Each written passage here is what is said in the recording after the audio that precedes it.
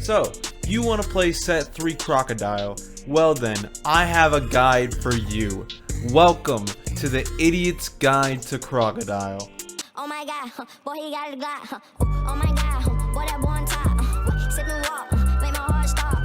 Audio, yeah my love my thigh. This is my deck profile. There are many like it, and we'll get into those later, but this one's mine. Let's quickly cover the cards. Kaya is a 2k counter that can also serve as a hand fixer. Law is a chump blocker, there's not much to say.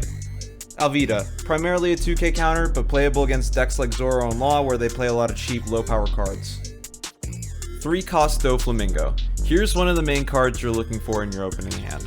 Depending on the matchup, starting hand, or turn order, it may even be preferable as a turn 2 play over Sentomaru. Doffy either sets up your curve nicely to fill in the blanks of your starting hand, or bottom decks 5 turns worth of cards that you don't want. Besides its on play, it's also a 4k blocker, making it durable against Marcos, Vistas, and 9-cost Whitebeards. Sentomaru. This is the deck's main engine. If you see it in your starting hand, you can guarantee at least a decent start. If it cheats out a 4-cost from the deck for 3, then it shuffles the deck. Because its effect requires one Don to be attached, using its effect and swinging is a worthwhile option as it becomes a 5k, although it being tapped makes it a prime target for your opponent. Pacifista. I use both types of Pacifista in this deck, the 6k vanilla and the 4-cost blocker. The 6k is used early to mid game to swarm the board, and the blocker is used mid to late game or just whenever you need to be defensive. I play 3 of the 6ks as this number will make it so that there's a very good chance that there's at least 2, at least like 1 in the deck that you can play off Sentomaru, and realistically you really only need to play 2 to get good value out of the card. I play 2 blockers as if one is in hand or in life, then Sentomaru will still have 1 blocker as a target in the deck. Any more than 2 blockers and they start breaking in your hand way too often. You almost never want to play Pacifistas out of hand, only do it when necessary or practical. Boa Hancock. Kind of an optional card, but I think it's a nice addition.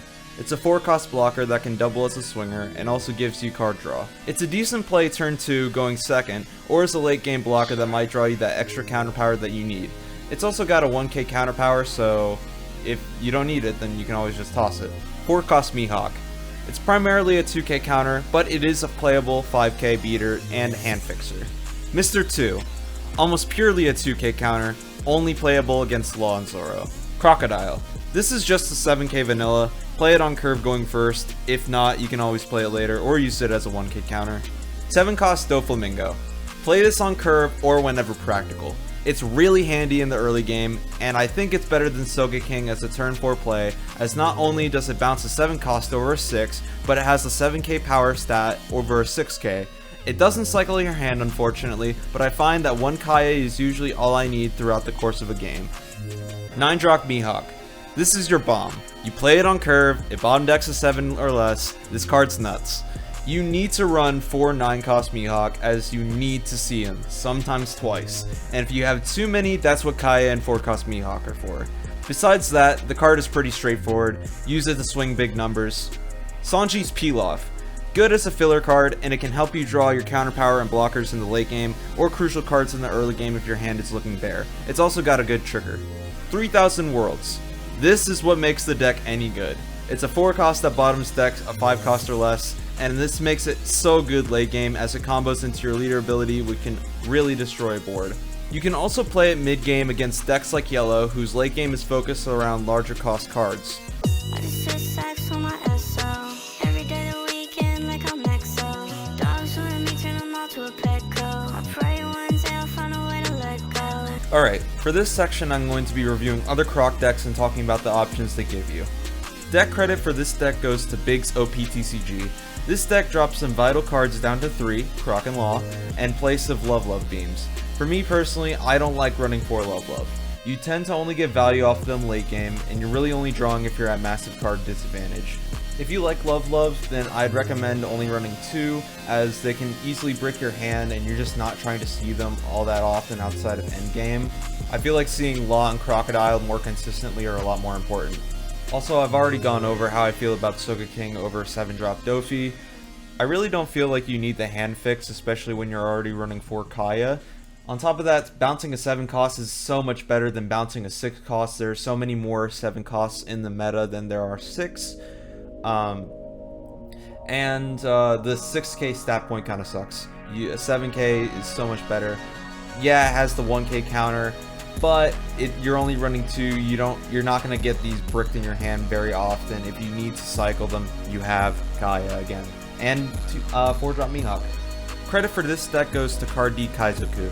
I played with this deck for a while before tweaking mine to what it is today. The main problem I felt with this deck is that it ran the 4 6k Pacifistas and no blocker Pacifista. It's just really nice to have a blocker summonable off Sentomaru. It just really comes in clutch.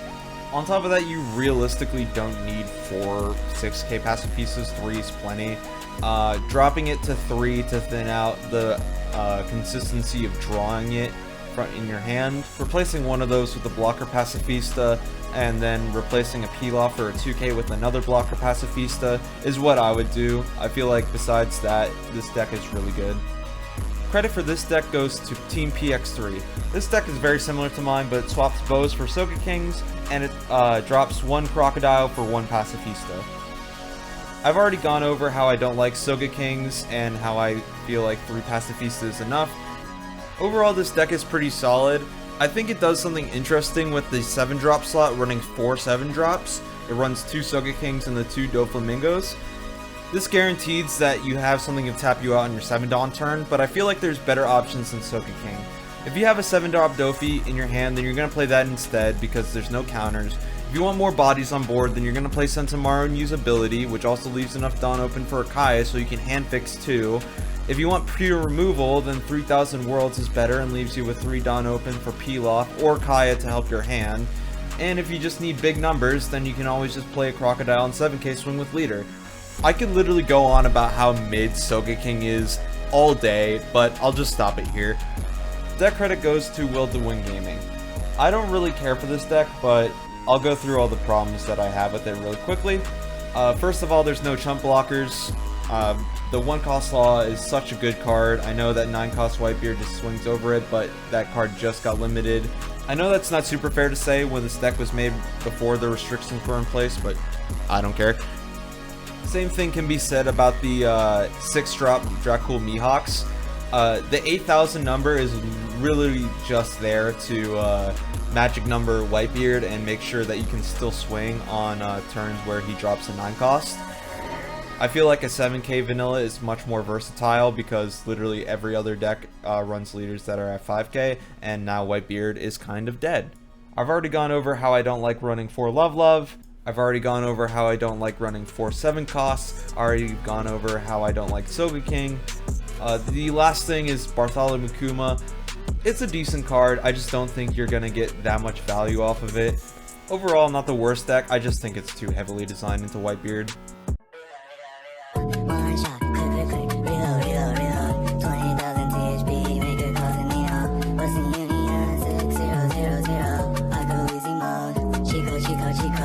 Turn order.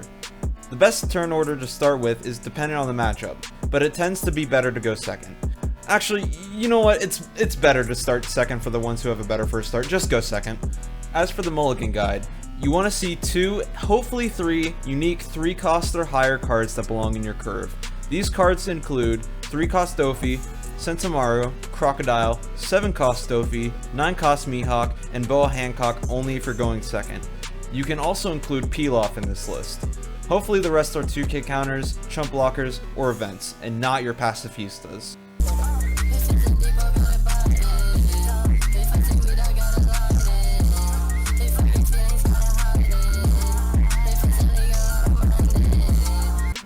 If you go first, then your curve is pretty simple.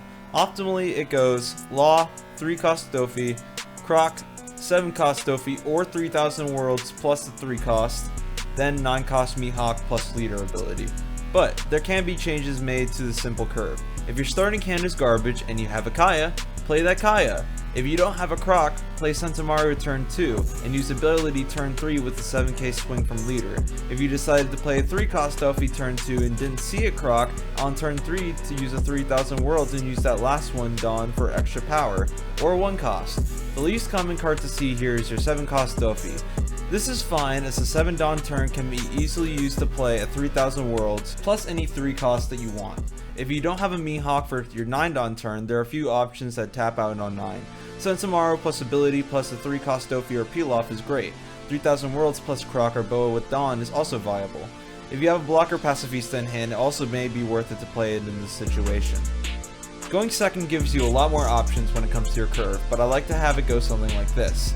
Law or Alvida, then 3-cost Dofi or Boa, then Sentomaru plus ability or Croc, then 7-cost Dofi or 3000 Worlds plus any 3 or 4 costs, then 9-cost Mihawk plus Law or Kaya plus leader ability. There are even more ways to iterate on this, but with so many options already, you can loosely follow this and still see some success. The biggest concern for you going second is still somehow not drawing Mihawk by turn 5. Even then, you can pair any 4-cost plus 3-cost plus 3-cost combo together, or a 5-cost plus 3-cost plus 7k swing from leader, and it'll still top you out while being not such a bad turn.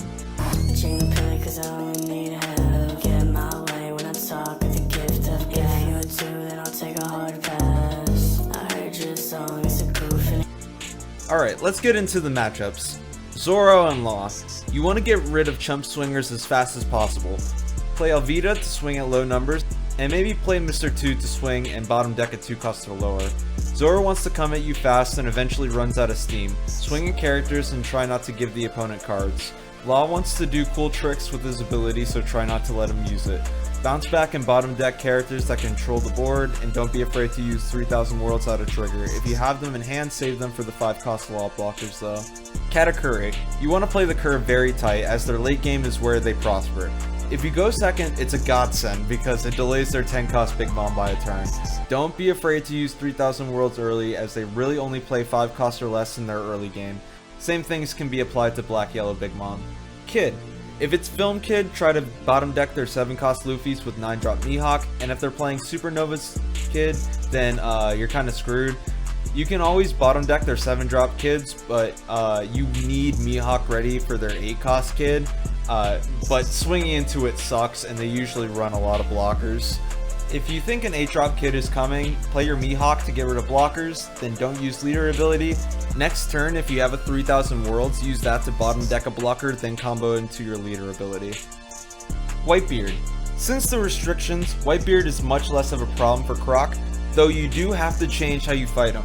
Be very wary of unblockable Rush Luffy's and Diable Jambe. If they're swinging for lethal and you know they have an unblockable Rush Luffy, try to use your blockers first and then your counters. Lucci. Be wary of what cards they draw and what card set they're running. If they're running more of a Navy themed deck, be wary of their strong removal, primarily looking at playing Sentomaru and using the ability same turn, because often you'll have Sentomaru removed as soon as you pass it over to the opponent. If you're running CP9, then you can play a little bit more laid back, as our removal takes care of most of their cards. Ace. Similar to Navy Lucci, be wary about the removal with Otama plus Fire Fist and Flame Emperor. Other than that, this deck got nerfed along with Whitebeard, so it's kind of reforming right now. It's hard to say what the counterplay is going to be, but they tend to play, very event heavy and more removal than other red decks. I want the money, I don't care about this. In the night, there's no faces. Smirnoff Ice in the park, your lips. I'm walking around in the Matrix. Alright, now let's go over deck tech. The 5k Dofi swing.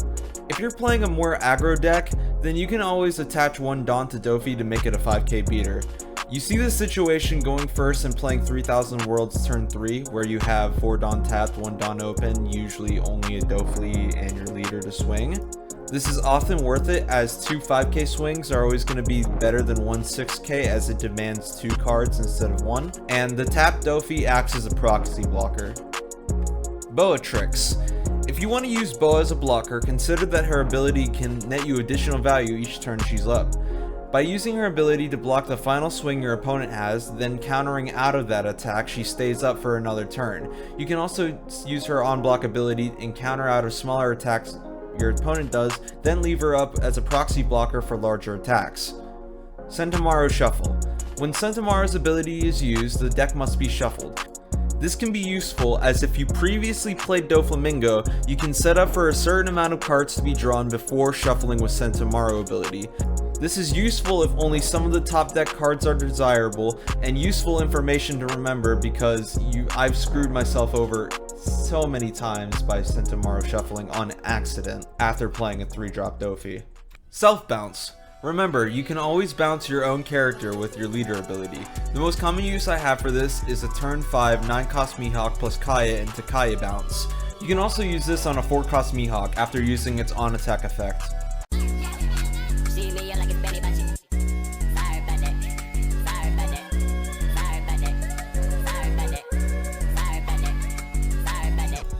Well, that's enough Croc for one video.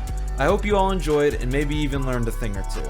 I'd like to mention I'm still an amateur player and I only go to the occasional local, mostly playing on the simulator. So if there's anything you disagree with or think that I should change about the deck, please let me know in the comments. Other than that, thanks for watching. Have a good one, y'all.